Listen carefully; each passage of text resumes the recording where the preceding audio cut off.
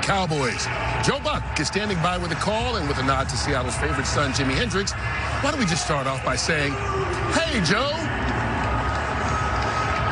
And I'm not going anywhere with anything in my hand. Hey, Kurt, we get ready for what should be a terrific matchup here tonight.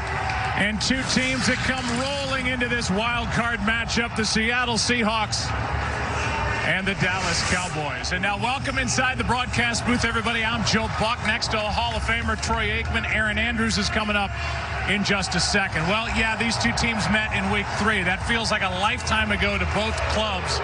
You think about Seattle. They started the year 0-2. They come into this game having won 6 of their last 7. And for the Cowboys, Troy, they were 3-5, looked dead in the water. They've won 7 of 8, won the NFC East. So these are two red-hot teams going at it here tonight. Yeah, they're two teams with very similar journeys to get to this point, and they're two teams that are very similar in how they want to play, and that is pound you with the running game and then play great defense. So in a game like this, you'd say, well, then it comes down to whichever team's able to run the ball more effectively, but I'm not so sure. I think this game comes down to these two quarterbacks. You've got Dak Prescott, who has come into this postseason playing exceptionally well. It's just his second start here in the playoffs, and then, of course, he's going up against Russell Wilson. He's got a Super Bowl title under his belt and just finished arguably his best regular season of his career.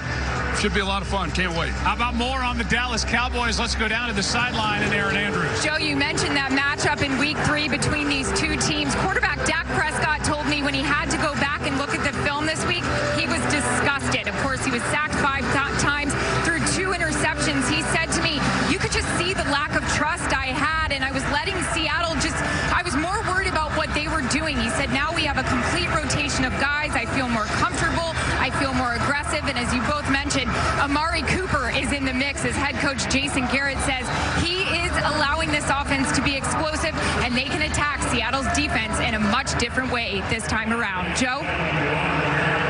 All right. We march our way toward the kickoff from Arlington, Texas. Cowboys and Seahawks coming up.